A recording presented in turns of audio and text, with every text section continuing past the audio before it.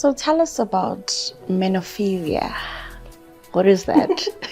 Menophilia is a fetish when one is sexually aroused to menstrual blood. Mm-hmm. I've never had, a problem being intimate, when it's that time of the month anyway. To have people saying, you know what, I would love for you to, give me your menstrual blood. I will pay whatever fee you want. I was like, okay, that sounds good. I love money anyway. It was a good money. Of course, do I look like I do little money? Didn't you have any concerns? Because, menstrual blood is very sacred. Mm-hmm. Just like donating blood, is that sacred as well? This is different. It's a fetish. You never know what people do, and we live in a very sick world. Maybe you're going towards the racial part of it that I got blasted about on social media. Let's just start there. And I'd like to call it art. It is part of art. It's with the way you package it, the way it looks, and the way you send it off, so it has to look like some tiny little gift of some sort. You said to me, it's time to bury this baby. I'm exhausted with it because, like I have said, I've got, a major serious case of anemia. And your family, do they accept you for who you are? Do they have a choice though? So now you just want to live a normal life. Normal? I'm still me. How did you then meet Dr. Brian? You had to go there, right? I said to him, I want a Barbie nose. Yes. Is this a Barbie nose to you or a Shrek nose? I said to him, I want the small nostrils. And he said he will, knock this out the park. Knock what out the park, you fool? How much do you spend on that? I'm glad it was only just 180,000. And then he decided not to answer my emails. He just went off, disappeared, just like, every typical black man who doesn't support his kid.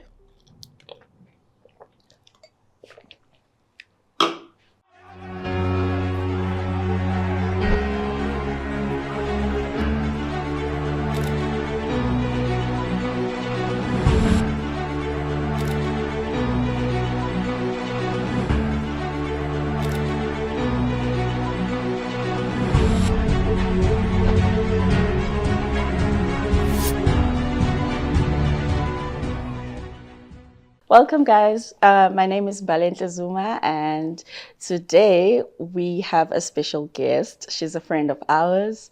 As you can see, we're in the pink house. Welcome to Sunday World Engaged. Today we have Bargeoise Brazil, who will be telling us about her life and the things that she wants to leave behind and start over a new life.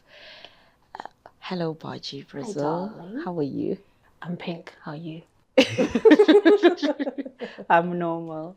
So tell us why we're here today, and just for anyone who doesn't know you, who are you? Your real name? How did you start liking pink? Because clearly everything is pink. Are we going back there again? Yes. Oh my goodness. I am Bargeoise Brazil, former Barbie Brazil, like most people used to know me as. I'm no longer Barbie Brazil, and I wish everybody could stop doing that on social media because I am a brand of my own. So, you said you wanted my real names. Are they really necessary? Yeah.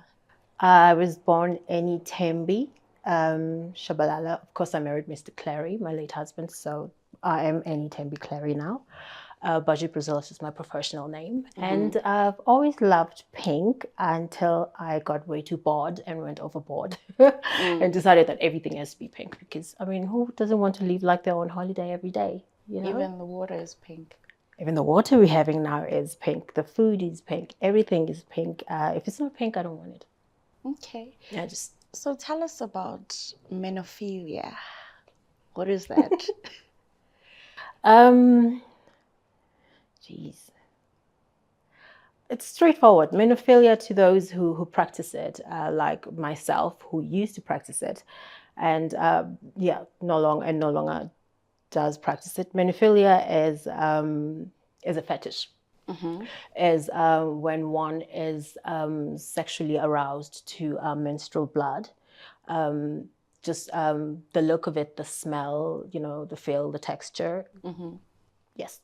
Okay, so then how did you get into this fetish?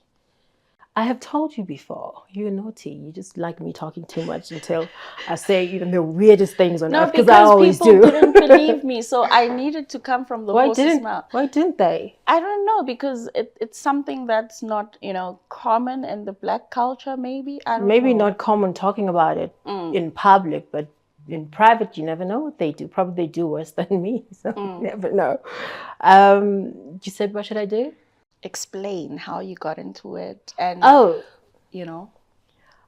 I got into it via someone who's into it, and I was questioned about it. I was like, oh yeah, why not? I mean, but I've never done it the way it was introduced to me, because I've never had, a problem being intimate, when it's that time of the month anyway.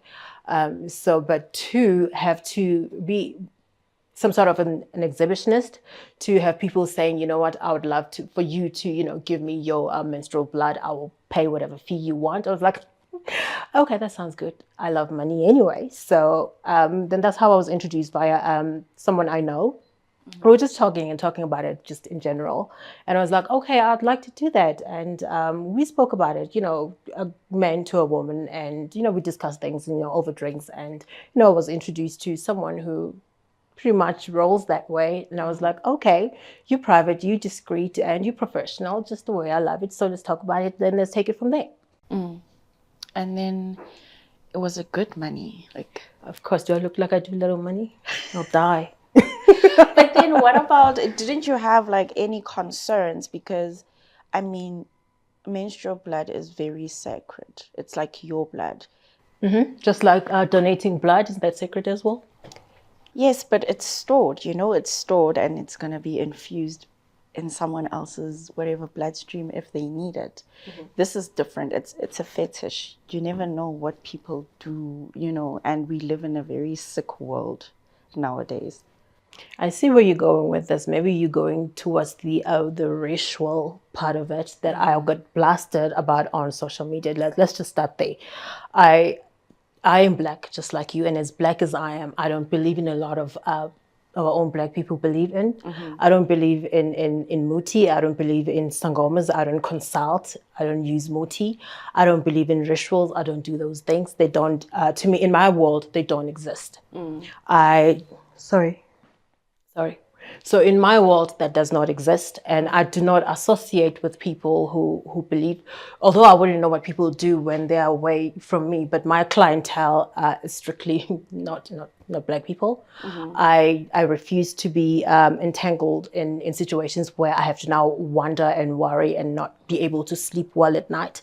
So I rather just deal with, high class clientele, people who don't believe in mutis, who don't consult with sangomas, people who don't believe in rituals and who don't believe in tokoloshes and all that bull. So that's just not for me. So no, I would never did worry about that. I do understand. I mean, I do read a lot. I mean, I live amongst, human beings. So I am aware of what other people, use the blood for, maybe just a little bit aware, but I never really concern myself about things that are not fabulous. So no. So I just worry about the fetish side where one wants to, play around with, the menstrual blood, however one wishes to, either via the pad, either you want to wear it with yourself, because some people wear the pads, yes. Some people just, I mean, you sniff it, how whatever that you wish to do with my menstrual. Don't look at me like that. I'm sorry. You're making me a little bit nervous. I told you I'm sober today. I'm very sober, so really. So I'm a very shy person. So it's nice to hide behind the little shots. I'm very sober, so please don't do that. Okay. So no, sorry. it's okay. So I never question much as to what does one do with the pure blood, because also you have to respect one's privacy and respect how one decides to use the blood. You can't be questioning what you're going to use it for. What are you going to rub it? You're going to rub it somewhere? No, that's nosy. That's making people uncomfortable. When your clientele or your clients, so are they specific? Were they specific to say, okay, I want it in a pad, or I want it this way? One does tell you that I either want it in lingerie, of which also you have to send me a lingerie of your choice that you would like me to wear when it's that time of the month, so I can, I can bleed onto it, and then, preserve it and store it and send it to you. And it depends on the person. One would say, well, I'll send you lingerie and I will send you, both, the bra and the panties. Yes. I want you to wear both. And then I want you to send them both to me because I want them both smelling like you. And also I want them, with blood. And one would say, I also would prefer the blood itself. So when you are menstruating, I'd like you to put a menstrual cup. So I would like the actual blood itself on its, a raw form. And then one would say also, I would like it on a pad. So a used pad. So instead of, your usual pad, instead of you throwing it away, you fold it nicely, you preserve it, you put it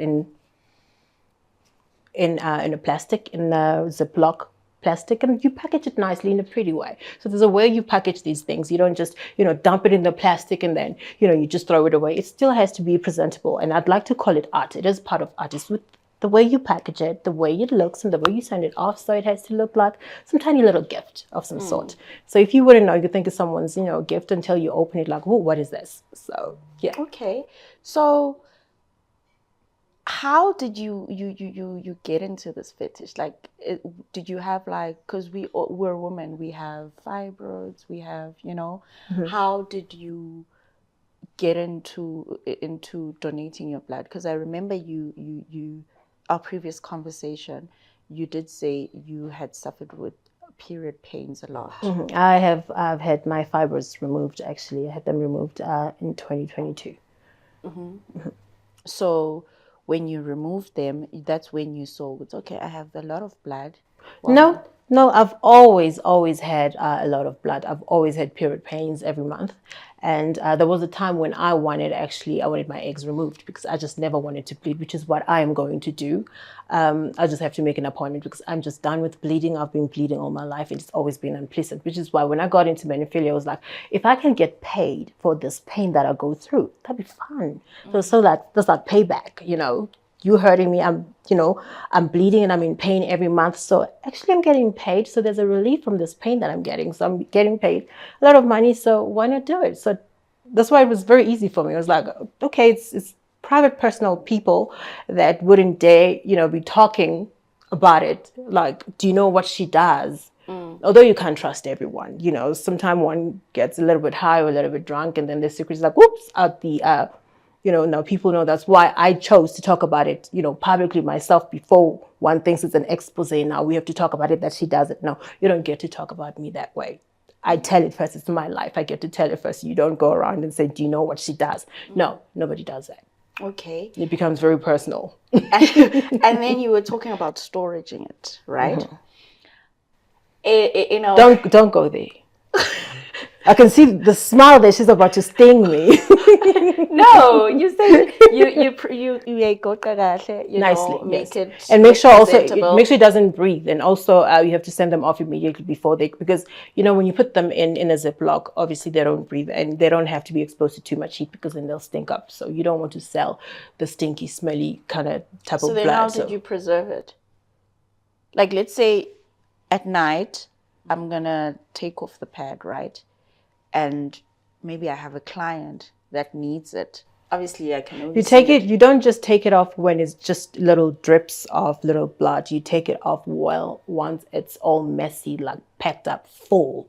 So you don't listen, we're not sprinkling a birthday cake here. So it's all about blood, lots and lots of it. It's not just tiny little blood there, like a little tot or a thimble of something. It has to be full, packed up with blood. It's blood that they're after. The smell has to be there. The minute that he unpackaged it. So the smell has to be there because that's what turns them on, the smell of the blood. Not just the tiny little blood, a little dot. They might dry up because it's tiny little. So you must bleed onto that pad and make sure it's fully packed. And then when you take it out in the morning or in the middle of the night when you bleed like me, you just take it out, you wrap it up immediately. It's ready to go in the morning. Your stuff goes. So not tiny little, no, must be real blood and lots of it. So that one of my... Okay, no. Too much information. You can say X and Y. No, obviously, I don't mention people's names. I just talk about myself mostly. I kiss and tell about my life, but not about people. One of my clients once said he wants it all squishy mushy, that when he sits on it, because he likes wearing them on himself. walks around the house wearing them. So when he sits, he wants to feel that squishiness, that he wants it to leak. That uncomfortable squishiness. The ones that we don't like, yes. yes, but apparently he likes it. So he wants to feel that mushiness. He says he wants it to drip. I'm like, okay, all right. Whatever you like, you pay for it. Have it that way. Just go and have fun with it. I'm not involved. Okay. And then what are some of the challenges that you experienced whilst you were, practicing menophilia? Well, obviously, I bleed a lot, which is what led to me having anemia, because I bleed a lot and I've got a lot of blood clots and stuff. But it's not every day that, from day 1 to day 7 that you are heavily bleeding. You bleed mostly a lot between 2-3 days. And then after that, then it's not a lot. And then you have to supply. So then it's difficult. It's difficult. So then, and you cannot keep the same pad on the whole day and the whole night. Obviously, you have to take it off and sand it, or just throw it away, because then it gets to the point where it does not smell so pleasing. And I've realized, I've seen via the internet, a lot of women said, how come she sells period blood? Period blood is disgusting and period blood smells bad. I don't know what they mean by that, because period blood smells like period blood. It does not smell horrible, unless maybe you smell yourself, maybe your coochie needs some proper cleaning. I don't know, I'm not involved there. But period blood does not smell bad. But if you're going to keep a tampon, or not a tampon, a pad for too long, then the smell kind of changes. But to change to bad, like smell fishy, like they will say, I don't know, maybe they smell fishy, not the blood. So, but then again, if you're no longer bleeding that heavily, so then you're not supplying the what is more intriguing to them, that is more fascinating to them, that I love that kind of pad, that supply that you sent to me, not the shortage of it. So that's where the problem is. Like, no, I wish maybe you would send me the pads that you have from day 1, 2, or 3. Like, now everyone is competing for day 1 and 2, day 3, and then you are going to be negotiating with me about my blood supply. Do I choose to bleed heavily or not? It's annoying. Which is why we got to the point where I only just ended up dealing with just only one person. I'd canceled the 4 that I had, because you have to understand, you are not a cow, you don't get milked. So, which is why also period blood is very expensive. It's not something that happens every day, that every day you bleed so heavily. So then now you supply people with, how they want it full and stuff. So therefore you just have to cut and you deal with that one person understands. And also the price goes higher, because then, you get, it's exclusive to you. Exclusive to you. Everybody else, go find somebody else who can supply you. And sad though, but good luck. But I'm very curious to know, like, how did you discover that fetish? Like, well, I was aware of the fetish, but I have never thought of getting into it. Do remember that I was married, all right?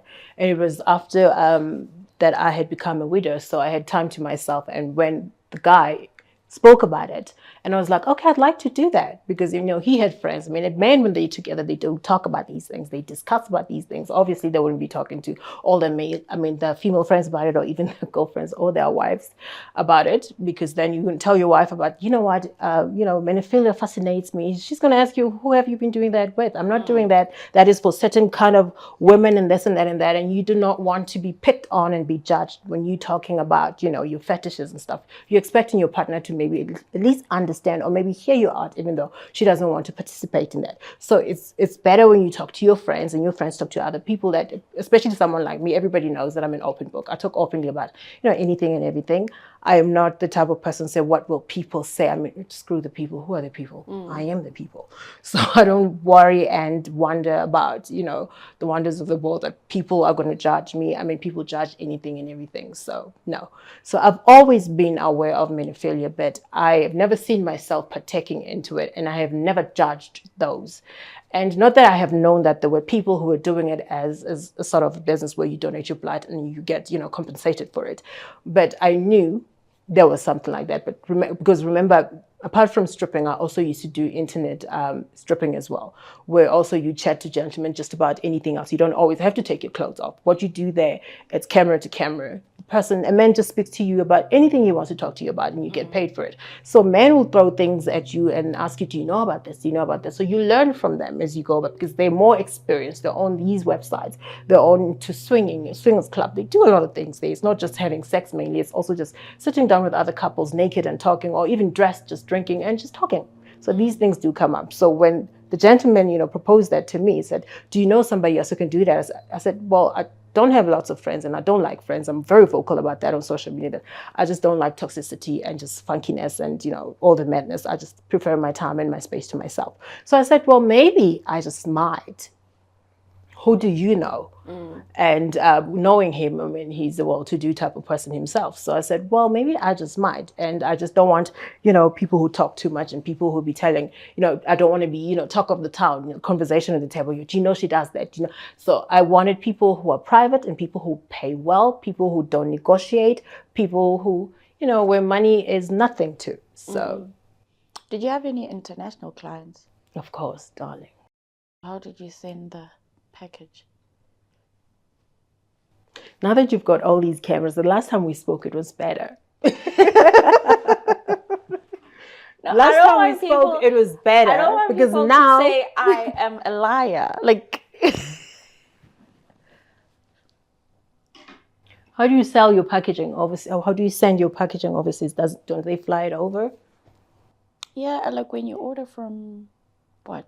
Shein, like they. Did you have to mention Shein? No, I'm just making an example, a close one. It goes via, Yes, darling. And there's overnight packages as well. You pay a little extra for something that's extra important. So, yes, stuff to, arrive the soonest. At times, even if it arrives when it's dried up, so what? One, this little smell.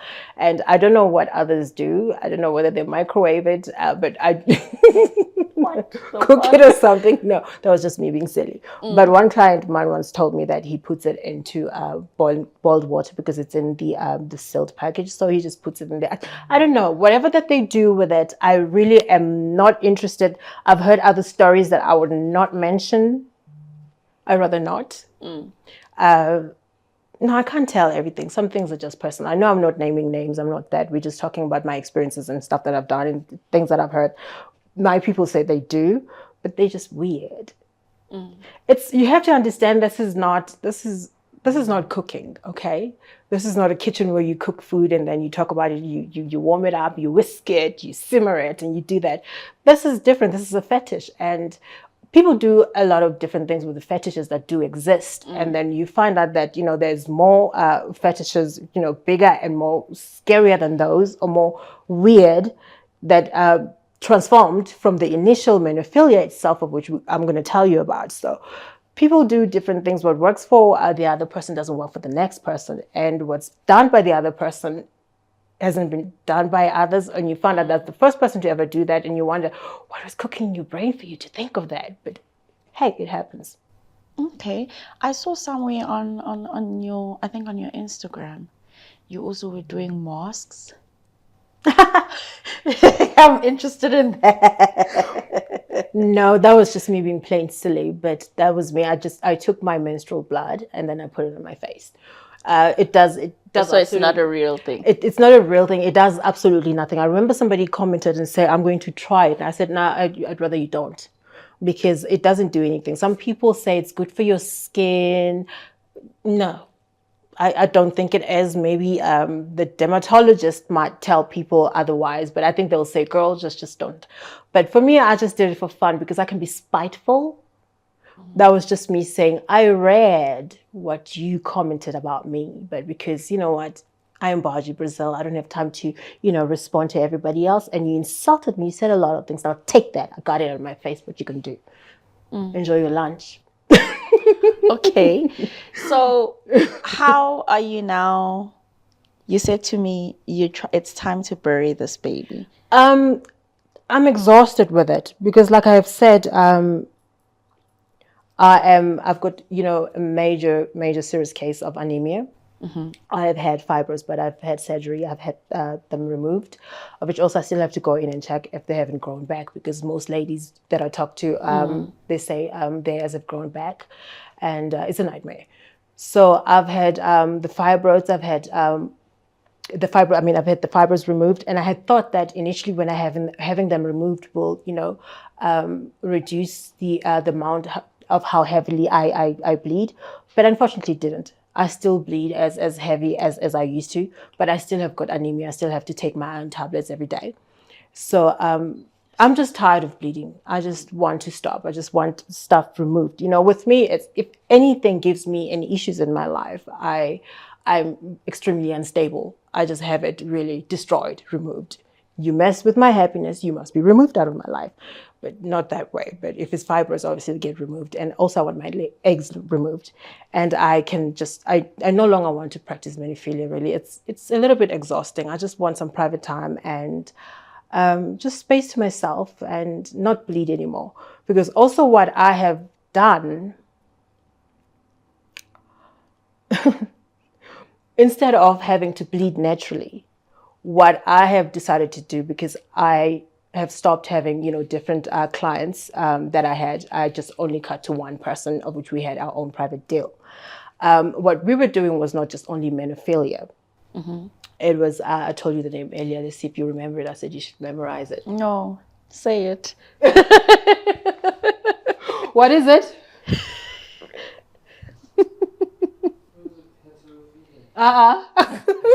What did you say? Say that again. He just created his own. He said heterophilia. He said heterophilia. What is that? Maybe it exists. Do you have a phone nearby? I don't know what that is. Hematophilia. Now I'm thinking of what he just said. Hematophilia is when you are sexually aroused by blood itself. It doesn't have to be menstrual blood. Just any sighting of blood just arouses you.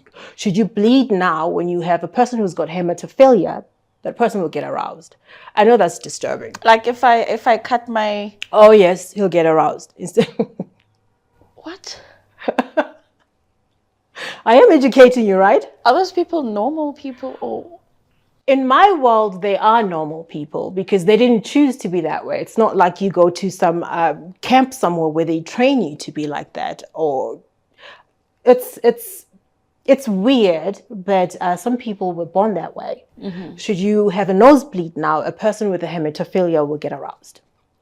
I know that's disturbing. Should somebody cut you now, a person with hematophilia will get aroused. So then if a person like that exists, or people, they do exist, or people like those people exist, I don't mean to offend anyone.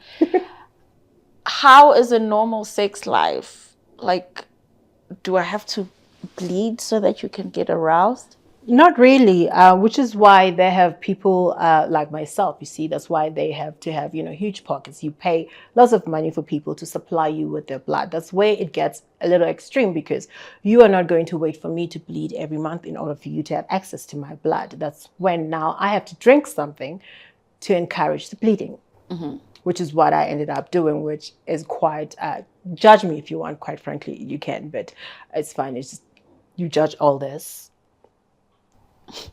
you lose your mind. You basically take a pill so you can bleed, so you can, have the blood flowing, so you can supply the blood. So other people call it vampirism. So yeah, you just, drink a pill, a few hours later you bleed, and you do whatever you want to do with your blood, and you supply your people, and you get all your kitchen. But then isn't it dangerous for you? It is, especially for me, because you're anemic. Thank you. You've got it. So I was like, you know what? You are toying with yourself for the love of money. For what? Really? Do you necessarily need to do that? Do you have to go that far? No, I don't have to. Why did I do it? Because I am me. I do just about anything I want to do in life. I feel like doing it, I just go ahead and do it. But at what extent? I mean, really, I'm a widow. My son needs me. I've got anemia, and I need to save every blood that I have. I've got a problem with my blood anyway. I have to be on tablets. I have to eat, certain foods that have got a lot of iron. So I have to be taking care of myself and my blood. And here I am, because of what? For the love of money. Now I have to, encourage bleeding because somebody is pumping up lots of money into my account. No. I've gone way too far. I do understand that's very silly for me. And the things that I post and encouraging people online, and here I am doing this nonsense. I'm like, girl, you've gone too far. Thus, I'm, a legend. I do as I please. It's my world, it's my pink world. Nobody can tell me anything. Like, really, you're bleeding yourself to damn death, and you thinking, what? I can do whatever. And you call yourself, gracious mom, trying to kill yourself. Your husband's dead. You want to leave your son behind before time. So I was like, you know what, you've gone too far. And also, I'm no longer enjoying it. And I just have to, initially, I just thought I just have to bleed normally and just stop. But I thought, I also don't even like bleeding. I've never liked bleeding. It's always been painful. Every month, month after month, all these years, like all this pain, is it really necessary? So how about I just have my eggs removed and I don't bleed anymore? Okay. Mine is the problem. And then you while we were starting the interview, you mentioned that people said you killed your husband, your previous husband. Why did they assume that? Was it because of the lifestyle that you live, or I don't understand. Why would you kill a man that gives you a nice lifestyle? Why would you do that? People love talking, and people have got major issues. I mean, I really wouldn't have an excuse for them, but people love seeing people being hurt. I mean, people say a lot of things, just like from the same car accidents that I've had. They were busy, posting everywhere on all social media, like, why didn't she just die? We're tired of hearing about her. I mean, really, you're tired of hearing about me? Don't follow me. And even if you don't follow me, someone is going to write about me anyway, so you're screwed. so I'm there. So people, they said I killed my husband for money. I don't know. Clearly, they've killed a lot of people for tiny little money, because people who type such, you can tell they're struggling themselves. So maybe they've tried it. It never worked for them. I don't know. Or maybe they'd like to try it. I don't know why they don't just do it themselves and then let's see how they get to live. I mean, I don't know. They question a lot of things. They question my fake boobs. They question my everything, my tattoos, my lifestyle, the pink. Why is my child so light? If he's mixed, other children who are mixed, they're not so light. And this child is not they even say Connor is not my child. I said Connor came with my old husband. It was his child from his former marriage. I mean, children from his former marriage, they're in London. I mean, that's my child. Probably maybe because they've never seen me pregnant. I don't know. They say a lot of things. They even say I never loved him. I've killed him. I mean, my husband suffered 2 strokes. And they've seen the part of only the first stroke because somebody decided to talk too much. My husband was not on social media. My husband never liked social media. My husband only just, loved me just the way I am. And he understood me, took me as I am with this, social media and everything else. It was like, this is you. I love you just the way you are. I'm not going to change you. I'm not going to say, you know what, don't post, get off social media because I don't like it. No, you can do whatever. You can do as you please. Just be yourself. Just as much as he used to travel. Like my husband was gone for like more than 7 months in a year. That was his work. I met him that way. He was a traveling man. He was very in love with his work. So I was happy being at home, being a mom to Cognac, to our 6 little pink dogs, and running home without him being around. And when he's at home, we're always traveling together. And he's always... So I was happy. That was my life. If they're not saying I don't love him, he's always been gone, they're saying, yeah, I have killed him. Same as, why are you doing your boobs? Why are you having veneers? Why fake teeth? They look like false teeth. Why big lips? Why lighter skin? Why high heels all the time? Everything is questionable. Why so pink? You're unstable. You're not normal. Why did you marry a man older than your parents? Everything has to be questioned. Why your dogs are so pink? Why don't you just get out of South Africa, go live somewhere else? South Africans don't live like this. I'm like, well, I can live wherever I want to. I can do whatever I want. This is my life. If you don't like it, just don't follow me. Block me. Because I'm going to nauseate you, because I'm not normal. And your family, do they accept you for who you are? Do they have a choice, though? My mother prayed and prayed and prayed. Nothing has changed. But my mother will always pray for me. My mother is just happy that I am fine, because she always questions that. But my child, where did I go wrong? I'm like, you didn't go wrong anywhere. You didn't go wrong anywhere. I'm just like anybody else. I'm just different. I'm just an extremist. Anything I do, it's just taken it up a notch, just slightly up a notch. If I'm not mistaken, I think I've seen you on Come Dine With Me. Yeah, I have. You have. Do they still repeat that episode? I think they still No, do. like after I met you, I'm like, I know this woman from somewhere. I used to be like a super fan of Come Dine With Me. Like I used to watch it. Aren't So we all? I'm like, no, man, I know this woman from somewhere. So how did you get into Come Dine With Me? Do you even like cooking? Honey, I love cooking. I don't know how many times I always used to post with all my cooking before the Come Down With Me. I love cooking. I always used to cook. And my husband and I, my late husband and I, he used to love cooking. You know how white men are like. They love cooking. They love helping around. They don't just let you slave around and be the wife. No.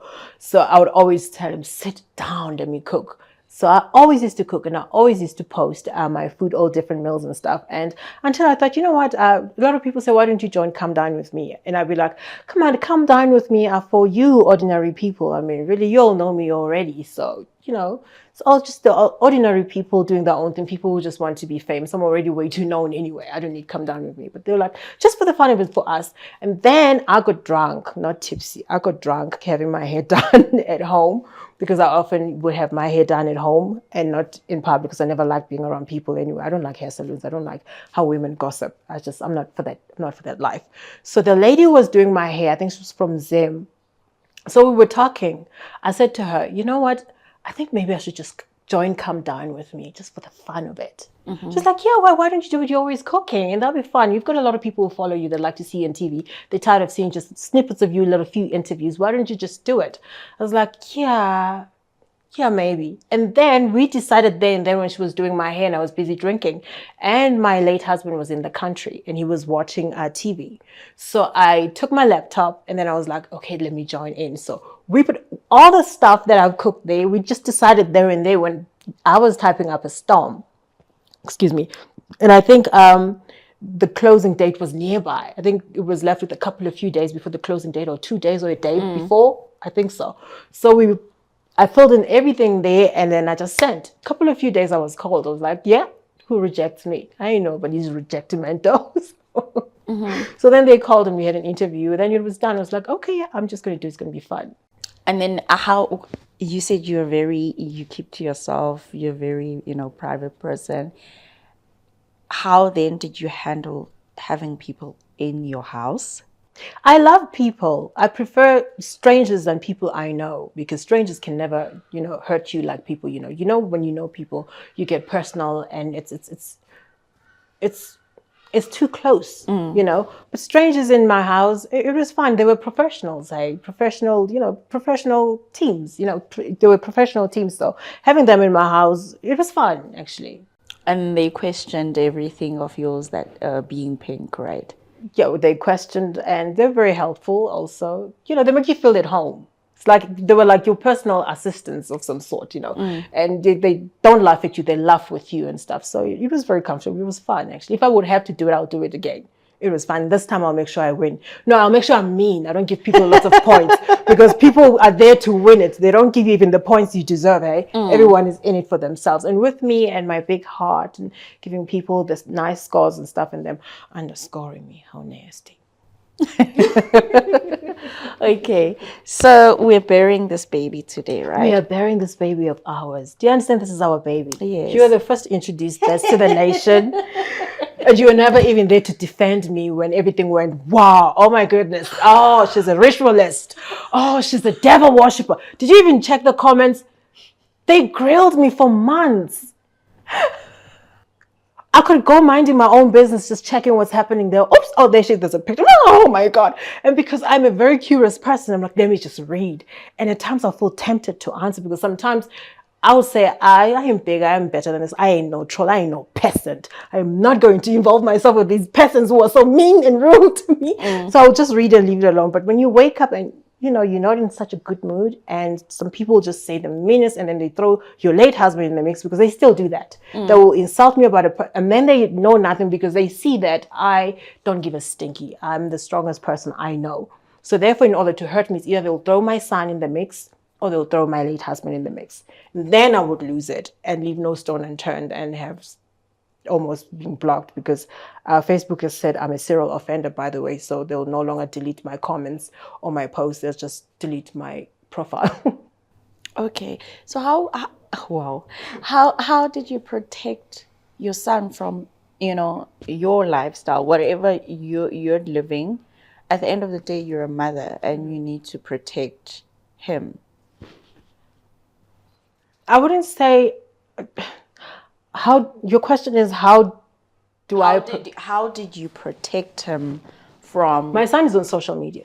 He's got his own account on Instagram, and he's got his account on Facebook, but he doesn't like Facebook. He calls Facebook, it says Facebook is for old people, and also, but he just doesn't like all the, there's no class in Facebook, let's just be honest. But my son is on social media and he sees what's happening, and I've always put his accounts there. I've always said to him, you need to understand how your mother is like. Your mother gets attacked a lot, and it's never going to change. Your mother is different. Your mother is rare. So people will always be amused about who the hell does she think she is? Why does she do that? And everything else. And your mother gets insulted a lot.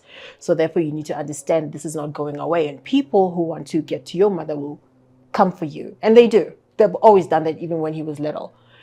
So my son is I often say at times my son is the worst version of me. He's just that he doesn't talk. I am talkative. My son is quiet. He's calm, just like his dad. I am the wild, loud one. Not too loud though. But my son knows anything else. I've never censored or minced my words around my son. The same stuff that sometimes you might see that I've posted or how I've responded to something like, oh my goodness, has she forgotten who she is? How can she just, write that word for everyone to see? My son knows mom can swear like a drunkard when she feels like it, when she's had it. My mom can swear like a rap star. My mom can just go off like crazy.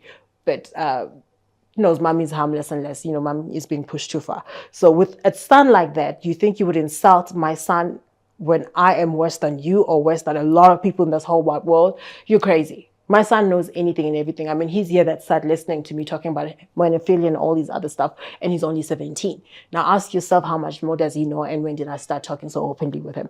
And people would think that if they insult him, they'll get to him. No. My son is not bothered. My son is a grown man. And I've taught him from when he was little that, sweetheart, mommy's not going to live forever. Daddy's not going to live forever. You're going to be left alone in this world. It happens, and we won't be there to fend for you, and you just have to defend yourself. So you got to learn now. And when you go to school, we're not there. And you are not going to come home and say to me, well, so-and-so smacked me. Well, when somebody smacks you, smack them back. You're not there to fight with people, but you're not anyone's doormat. When somebody smacks you, smack them back harder, the hardest. And if you get into trouble, well, they have to deal with me. I'll come to school. I don't have a problem. I'll deal with it. I'll make it go away.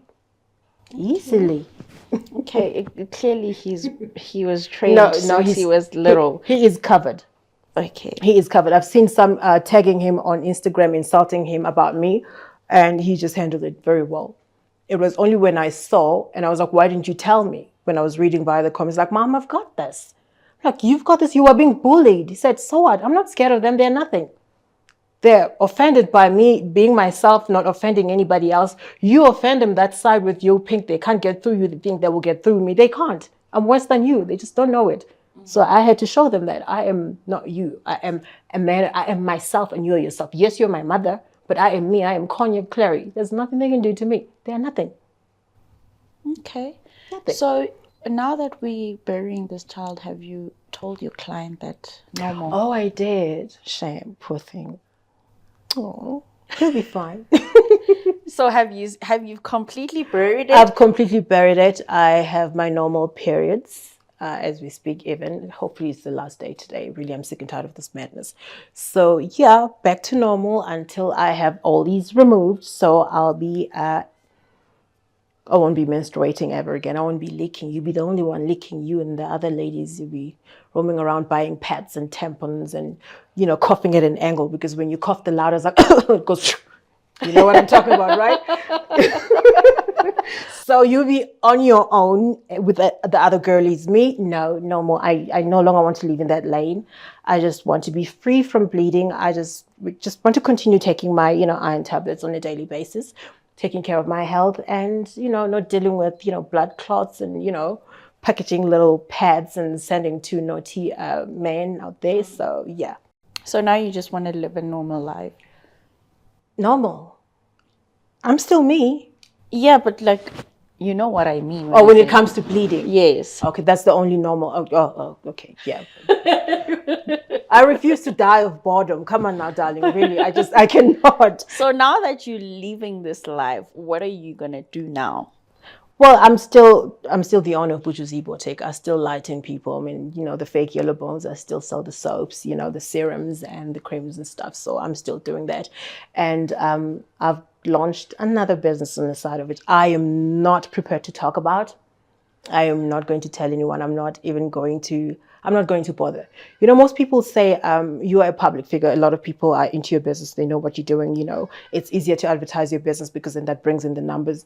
Not every business brings in the numbers out of people knowing about it. There's plenty sabotage. I mean, I'm pretty much sure you've seen how people like sabotaging me. Even people who've never bought my creams will say, "Oh, I heard so and so got burned by the." And nobody has ever reported, even one saying, I have been burned by her creams and this and that. My skin never gotten lighter and anything else. It's just people who are just out there planting nonsense because they just don't want to see you happy. A lot of people, they come to your profile and like, why is she always happy? She had a pink whatever, pink everything. She hardly gains weight. We're only the only ones who are ballooning. And she's talking about being skinny, being flawless all the time, being skinny all the time. She doesn't live in the normal world. And people just want to crush your bubble so bad. So when they see you advertising something, they plant all these stories. And unfortunately, some people believe them, and other people who are in business with you also run with it. It's a mess. It's a dog world out there. Everybody's out for themselves and everybody's out to say nasty things to bring your business down. Have you seen how many people are successful out there? Nobody knows what they do. That's how I roll these days. You might be buying into my business, hating me so bad. I'm eating your money. You don't even know I'm running the business. Now that's the best. So you don't always have to advertise the business. And most businesses, you don't even know who runs the business. You can go to Woolworths, you don't know that branch, who owns that Woolworths there. You've never even seen the owner. The owner is camped somewhere, not even in South Africa, somewhere abroad and enjoying their lives. So you don't have to always tell people what you do for a living, especially when you are me. Anything and everything I do is under scrutiny. The way I walk is under scrutiny. The way I speak is under scrutiny. So no. And I am tired of inspiring people. Being an inspiration does not put money in your bank account, sweetheart. Being an inspiration, you just, lay the path for everybody else to follow. There's no thank you. I'm not saying thank me that I've done this suddenly. You decided that if she can do it, I can do it too. I don't like somebody looking at me and saying, if she can do it, I can do it too. No, screw you. Go sit in your own, lounge or somewhere. Just cook up your own idea. Do something that's never been done before.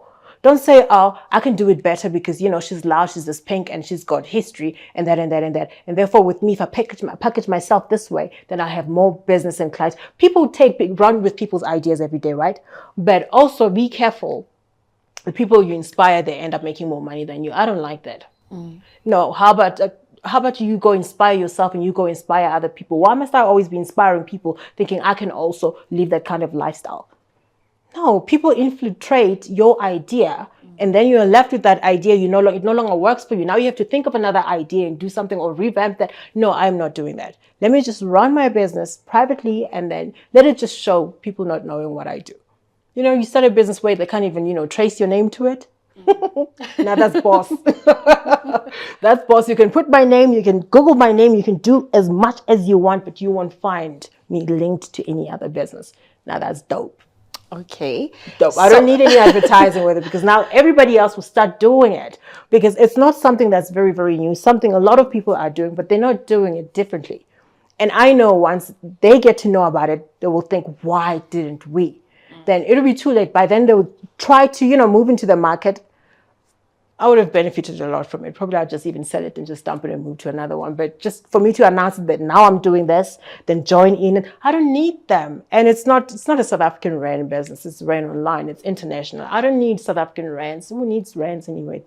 Come on now. We're talking pounds and dollars and talking, francs and stuff. So talking francs, I don't need South African rands. I just want to know, I just want to know, whilst you were doing the business that you were doing, the one that we're burying today, did any women come to you to say, hey, I've read about this or I've heard about this, can you hook me up? Plenty of them. I posted about it also not so long ago. I told them that I saw all their comments and I saw all their inboxes. I received a lot of inboxes like, hook a girl up. You know, I've got children. I'm struggling. I'm a single mom. I'd like to do this and do that. I would like to sell the blood. Which websites do I go to? Do you have clientele that you can send to us? Because clearly you can't be servicing all these men who are, you know, who are into this. I never responded, honestly. Sorry, I'm having a cramp. I never responded to them. I did that on purpose because what was I going to say to them? I know I do remember I said I might expand and work with other ladies. There's a lot of things involved when it comes to menophilia, darling. You don't just, you know, package and donate your blood. You need to be HIV negative. You need to be free of STDs. And you need to go for checkups regularly, every month, all the time. And you send these results to clientele. They need to know. They deserve to know. Because whatever they decide to do with the blood, you're exposing them. So now I have to tell all these women that you have to be HIV negative. And I don't want to stress people. Do you know how many people are afraid of AIDS, even though they don't use condoms? And then you have to remind them, go get tested and this and that and that and everything else. So it's just a lot. It's a lot that's involved there. And it's personal because what happens is the clients will also love it. They love the fact that you're not seeing anyone because then they start, you know, indulging into your private life. With me, they know I'm a widow. I'm not dating. I'm not interested in dating anyone.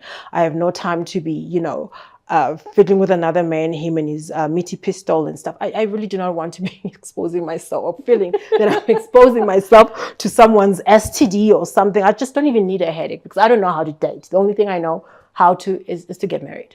I don't know how to date. So you're not seeing anyone now? No, why? I don't even get horny anymore. Did I just say that? I mean, I haven't had time to get horny ever since my husband got sick in 2020. So, I mean, how do you get horny when your husband is battling stroke? Would you get horny? No. Your husband is not well, is unwell, and, you know, you're worried about losing himself. After him. After that, he got very, very ill, and then he passed away, and then I was grieving. I mean, your husband is dead, and you're busy getting horny for another man, and he's dead. Would you get horny?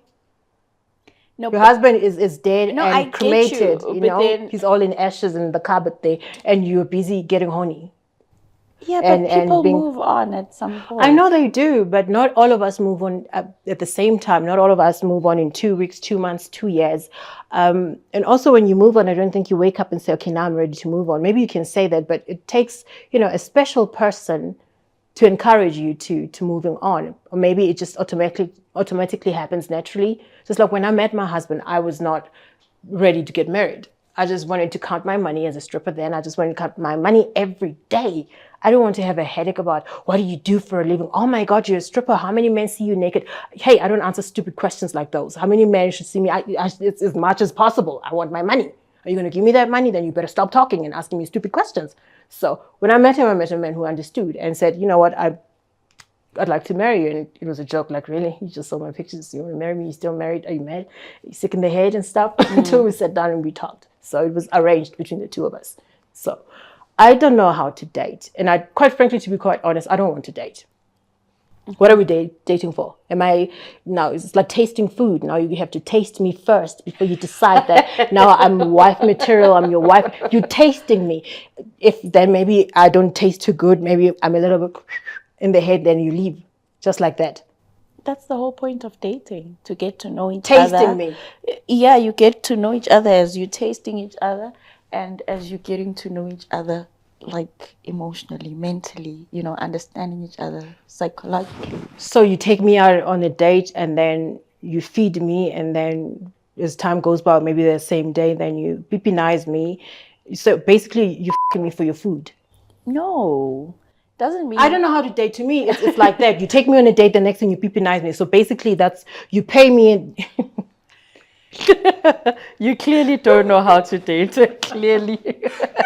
And you won't survive in the dating pool these days. I don't need it. I don't need it. I don't need to date, because really I have to get myself ready to go sit down to eat. I can eat in my house. I can drink in my house. So I have to sit down. Whatever you want to tell me, why don't you email it? Why don't you text it to me? Tell me. I just need to see you there physically. You want to see me? Okay, yes. I will sit down now. You've seen me. Next, what do we do now that you've seen me? We do things together as a couple. We're dating. We're getting to know each other to see, are we compatible? where are we headed to? I mean, I've told you what I like, what I don't like, what I want, what I don't want, and then we've said we've ate, and then what's next? Obviously, then you both have sexual needs. Okay, now that I've told you, we've talked now you have to peepinize me. And then what comes after peepinizing? I don't know. You either get married, you have kids. I don't know. You Yeah, choose. exactly. We have to decide there and then, day one, if you want to marry me or not. You can't tell me that we have to date for 2 years. What if we die before you even marry me? Why don't we just...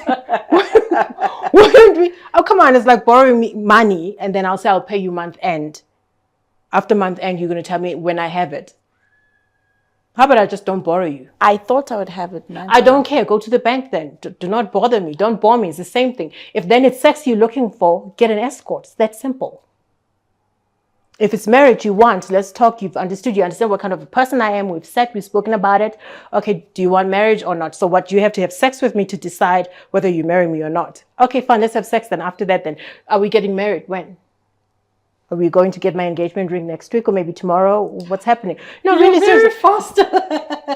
It's as fast as him wanting to peepinize me. Don't you think I'm being fair? Yeah, but some men are able to endure the 90-day rule. I mean, They're not for me. You see, they're for those. They're for Angela and them. Have you seen how they terrorize each other on television? That 90-day, what? Yeah. Who wants that? Do you want that kind of a relationship or marriage? no, I'm just saying like 90 days. If I say no sex, we're getting to know each other. We're going on dates. You know, it's possible. People do that. Yeah, our parents will be married off when, they're virgins, and, cows will be taken to your home. There's no same night peepinization. So what is this now? Do you understand? I think I'm old school. That's the term for me. I am old school. Yeah, maybe. Yeah. Now you have to taste the goods, and then you want to taste that with the one with the big nyash, and then you want the one with the smaller nyash, the one with the plastic boobs. I want to feel the plastic boobs. How they're like, okay, now I want to feel the jelly ones. No, do you understand? Now that's whoring. That's not dating. Let's get to the plastic boobs. Like, why did you want to have big boobs? Did it start off when you were a stripper, or it was just something that you wanted? I've always been fascinated by, the plastic look. I've always been fascinated by being different. I don't like looking like an auntie next door who smells like tea. So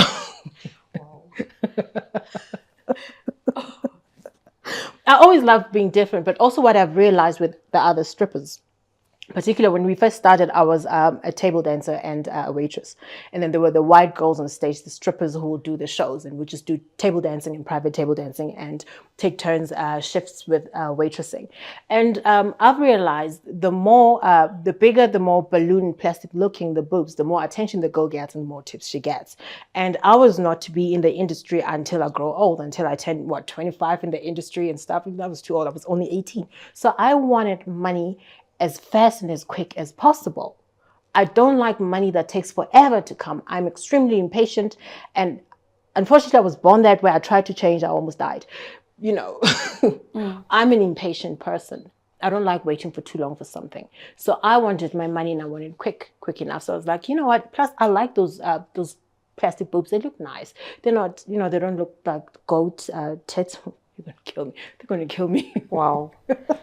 You're referring to our tits? No. I'm referring to those who insult me about being plastic on social media. That's fine. So I wanted those tits that, fascinate the big spenders. So I wanted the money. Plus they look cute. I thought, okay, I want them on myself. So I went to what's this? I almost said Limpopo. Oh my goodness. I went to Mozambique. Yes. I went to Mozambique. I used to have contracts there. I danced there, and I said, finally, I just want the big boobs. Then I went there for 2 weeks. Within 2 weeks, I had made enough money for that, and I came back and booked myself in, and voila, I had to make sure that I had enough money to do the boobs, and maybe probably even stay at home, because you need to stay about 3 months or so, not climbing a pole like a monkey, because you have cuts there, and the stitches need to heal. So I was like, I had made enough money before I left. I made enough money there, so I can be at home for about the next 6 months or so without even working, paying my rent and living and everything else. So I'm fine. So I went, got the money, came back, booked myself in, moved to a new place and rested. But did I really rest? A person who loves money like me, do I really rest? I started working. I think a few days after I've had my boobs done, because my phone was forever ringing. There were bachelor parties because I used to do a lot of bachelor parties. So it's like, hell no, I'm not resting. I need money. So I would go and just maneuver a little bit, and then get my money and done. Organize for also the other girls, because not only was I only just stripping for myself. When I'm being invited to a bachelor party, I'll always bring the other girls, charge for the girls, and obviously take my cut. Okay. A big one. So how then did you want to do your face? Like, how did you then meet Dr. Brian? You had to go there, right? No, I'm just interested. We talk about cosmetic surgery, and why people do it. Why him specifically? I've done surgery with a lot of other doctors. I mean, I've had 2 boob jobs. I've had 2 nose jobs. He was not the first to do my nose. I've had 2 nose jobs, 2 boob jobs. I don't know how many times I've had my lips. How many times I had fillers in my lips, and I've had a tummy tuck and a revised tummy tuck scar with my gynecologist when I went to remove my fibroids, and also had my labias reduced. And okay, I'm mentioning everything, right?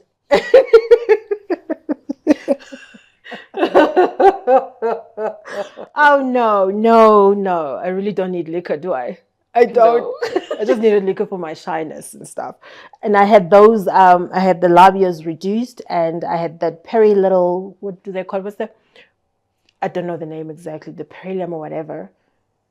Not reduced, just snipped and stitched, just removed. You know that?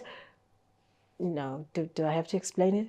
I know what you're talking about. That little thingy Why? that's there next to the anus and between the anus and it's just, it doesn't even look good decorating there. It has no function. What is it there for? Looking like wet biltong of some sort. It just had to be removed. It was just nasty. I mean, I said to my gynecologist, why is it there? I don't need this thing. It's ugly. I can't handle this thing. Every time I see it, he said to me, you see it doing what? I said, well, I take a mirror and I look at it because it bothers me. It's ugly.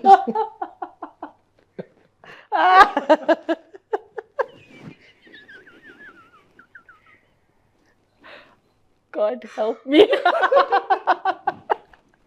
Okay. So I had it removed. I'm glad that thing is gone. Mm-hmm.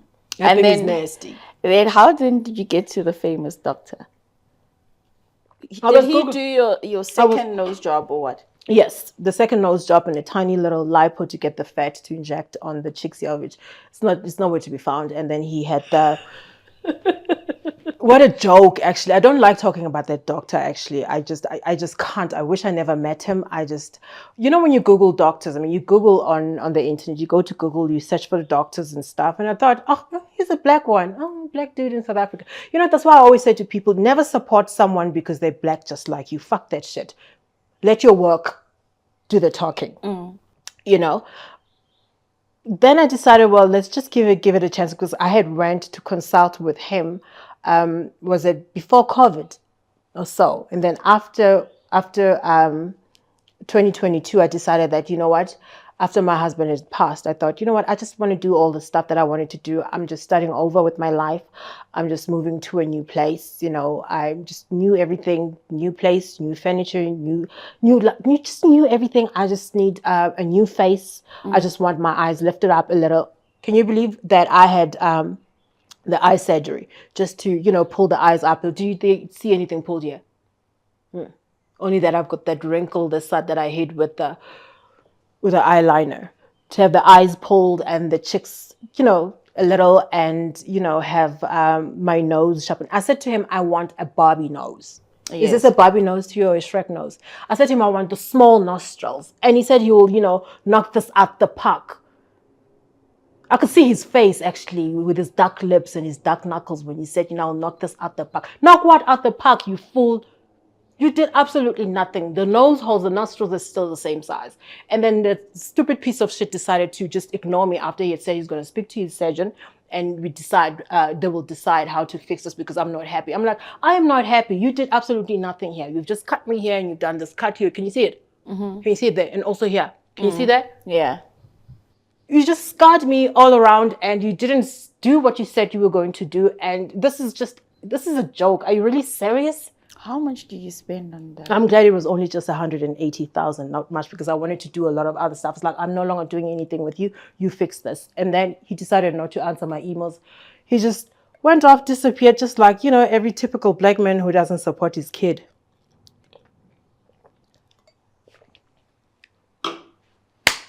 Vamonos just disappeared.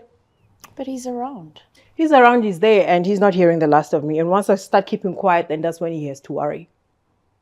Because this is the last time I talk about him, because I don't enjoy giving him this publicity. He's not worth it. No, he's not worth it. But it's not nice. I don't like somebody irritating me to that extent. I am not a fool. Don't work on my already, dangerous temper. Don't make me fiddle with you, because I can. And nobody fiddles with with the human psyche like I do. And it won't be talking over social media or whatever. You think that maybe I'm plotting or doing some damage, behind the scenes for you, and things take a turn. It won't be me. It'll be you screwing yourself over like you already have started with my kind. Because apparently I'm not the only one upset, but a lot of people would not come forward and talk. They would rather come via inbox me and say, hey, I was also so upset. Because not everybody wants to be seen as a laughing stock. Because I saw some other comments. Somebody said, oh, we are... cheers to Dr. Brown, he did well. A lot of black people can be so mean. You hear a person say, I am not happy about this man that's been taken for a ride like this by a professional doctor. And one says, yeah, he did well. And the other one said, the only surgery this woman needs is she needs surgery on her soul. Can you even spot a soul, you buffoon? What's a soul? Can you see a soul that needs surgery and stuff? People are rejoicing that he botched me. I'm like, it's the lack of money. The lack of money is a root of all evil. It is a root of all evil. These broke are so mad that they can't do as they please financially. Now they're happy that somebody has wasted money. Give them money, you'll see they'll be roaming around looking, like Michael Jackson. But because they don't have their ka-ching, then they have to talk nonsense and be happy that somebody's money has been taken away and they've not been given what they've been promised. That's just plain buffoonery. That's stupid. That's nonsense. You don't roam around and say, oh, I'm so happy that happened. What were you thinking? You could have invested the money in something else. Like what? Give it to you to go open a business? Are you business savvy? So do you still desire to fix your face the way you wanted it to be? Of course I have to. Are you going to do it in South Africa? Definitely not. Oh, hell no, definitely not. And definitely no black man is going to touch my face. I am so sorry. No black doctor is touching this. Never again. I shouldn't have in the first place. I don't know what I was thinking. Okay. All right. So before we wrap up, I just want you, to tell people at home, that now you're starting a new life. I'm starting over. Yeah, I found Jesus. Joking. Hallelujah. A message to them and your haters, whoever's been, trolling you. Haters ain't shit. I mean, yeah. They should just go jump. They should go take a swim at Victoria Falls when it's all busy. You know what that means, right? Yeah. I just won't say it that loud. Yeah, and also let's just include, it's because it's Women's Month, Also, like a message that you have to women or women who still want to do what you are doing, like to tell them about the dangers. It's taxing, really. Okay, to all women out there, just darling, just love yourself. Just be yourself, love yourself enough. Just do you, boo. Anything you want to do, anything you want, it's out there. Anything is possible, sweetheart. Listen to your inner voice, follow it. Follow yourself. Don't care about what people think. Don't follow the society. I always say, screw the people. I am the people. Stop worrying about what the next person is going to say about you. If it makes you happy, do it. If it pays your bills and you're safe doing it, do it. Anything that pays your bills, as long as it's not illegal, it's safe for you, honey, go ahead and do it. You only live once. You can't be roaming around being broke and being miserable and staring at us living our lives the way we want to, because you cannot live yours. Just go out there, just legally take it if you want it. And just love yourself enough so you won't seek relevance from other people. Anything else, it means nothing at all. If you want plastic surgery, please just Google the doctors properly, and also do listen when other women talk, and also, ask around. Although a lot of women won't tell you that I've had the job done or so and so did well, others will send you even to Brian Monaisa themselves, so you can be so they can laugh at you, because a lot of women can be nasty. But just stop being nasty. It's not worth it. It's not worth it hurting another woman. You are a woman yourself. You've got your own issues. Just be nice. If you can't be nice to another woman, just ignore her. If it's on social media, just block her. Yeah, that's it. Take care of yourself. Take care of your children. Take care of your looks. Yeah. We can't wait Start to your see businesses. the new you once you've done. I won't even say when, because if you say, when are you going? You know how they like on social media. You said you were going to go. When are you going? It's like when they see you involved in a car accident. When are you buying a new car? Why are people like this? When are you getting married again? My husband just died. When are you getting married? When is your baby daddy paying damages? Let's just start there. When is he paying papgeld? Let's start there. If you're going to start with me, I'll come for you guns blazing. I always win, which is why I just mind my own business, because I know I'm nasty. When I start talking, nobody survives me. Yeah, but let's just take care of each other. Stop, involving yourself in other people's businesses, because you won't love being nailed. Because should we hit back, you pretend to be a victim like they always do. That so-and-so is a bully. Nobody's a bully. You started, people should finish it, should end it. But just mind your own business. And please stop this thing of having too many friends, and stop gossiping so much, because we can all gossip if we choose to.